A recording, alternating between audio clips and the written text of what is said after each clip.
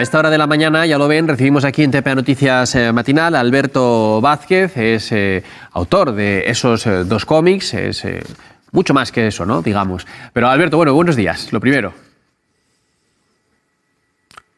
Buenos días, ¿qué tal?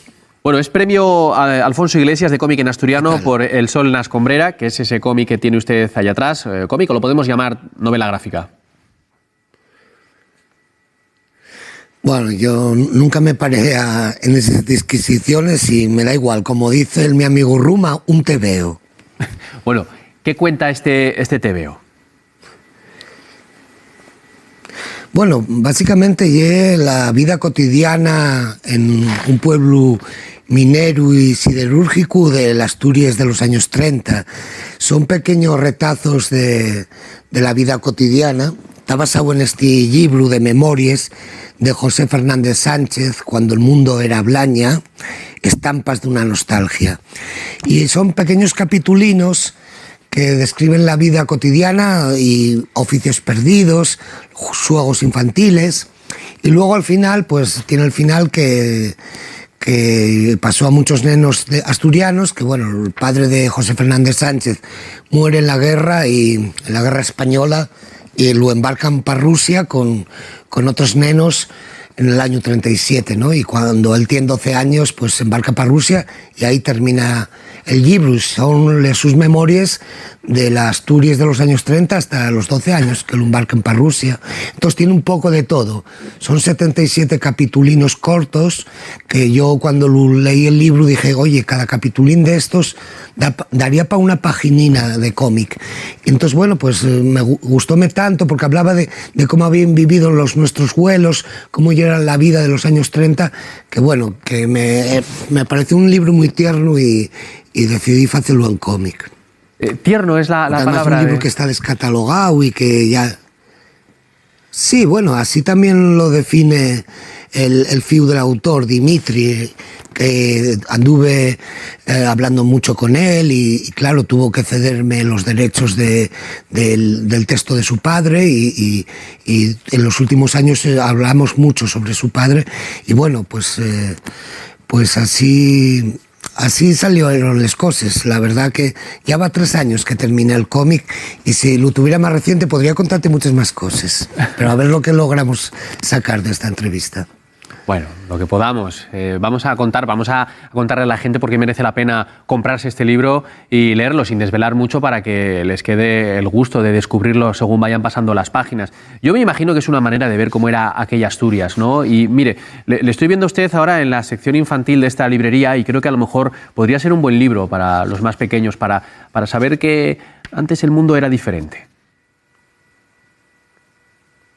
Sí, bueno, alguien me comentó que podría ser un libro a partir de 12 años, ¿eh? No lo sé yo muy bien. Pero bueno, te cuenta pues esos cosuques que a lo mejor los guajes de ahora no se imaginen, que igual pues se vivía sin luz o como mucho había una bombilla para toda la casa en el salón, o te cuenta también cosas guapas como la primera radio que entró en el pueblo y la admiración de aquel aparato tan raro del cual salía una voz y la admiración de toda la gente del pueblo por la primera vecina que tuvo aquel aparato y la expectación que creó. Y también te cuenta pues eso, un día en la escuela, un día en el circo, un día en el cine, y luego hay la descripción de muchos oficios perdidos, pero sobre todo de oficios de xente ambulante y sobre todo de xente ambulante que se dedicaba al entretenimiento, los que facían marionetes, los copleros que te cantaban una copla y te la vendían la letra en una fuella, o también pues el oso y el cíngaro que facía bailar al oso. Mucha xente ambulante y mucha xente que arreglaba cacharros, que vendía cosas, y es sorprendente la cantidad de oficios de xente ambulante que había en la época.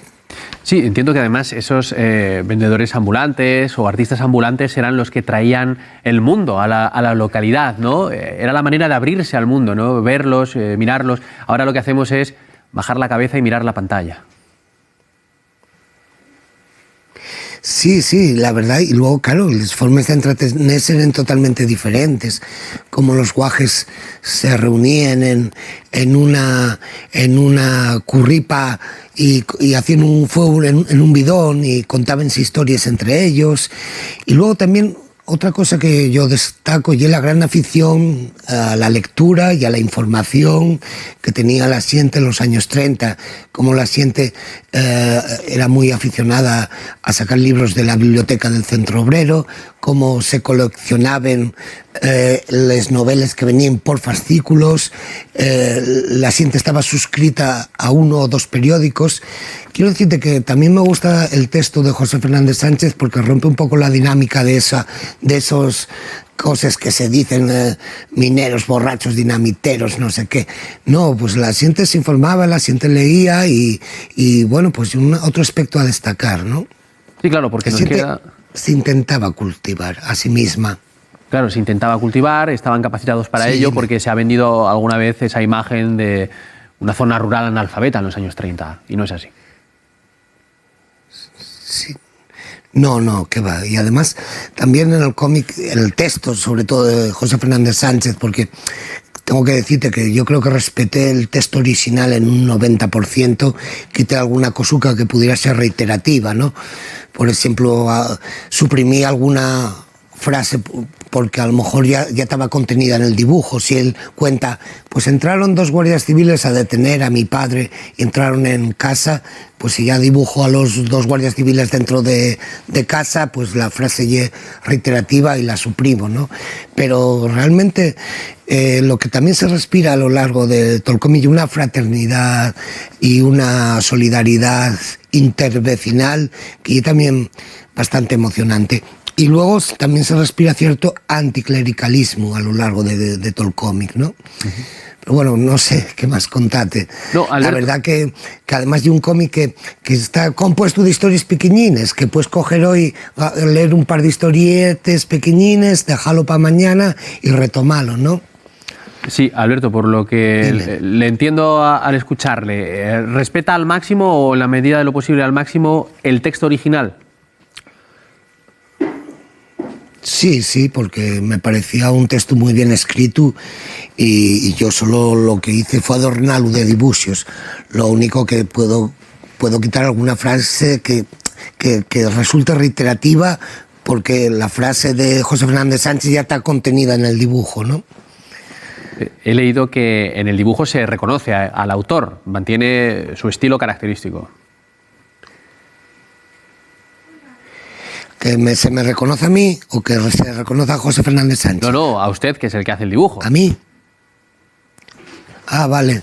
Bueno, yo lo que intento es que el dibujo, aunque use algún truquín de Photoshop, que parezca lo más artesanal posible, porque así resulta más cercano al lector. Cuanto más cálido y artesanal resulte, pues yo creo que llega más.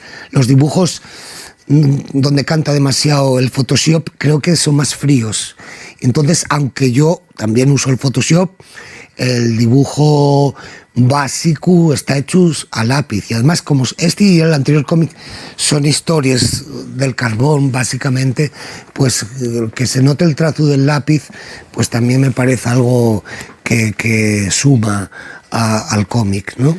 Y que ayuda a enmarcarlo en esos valles de la cuenca minera.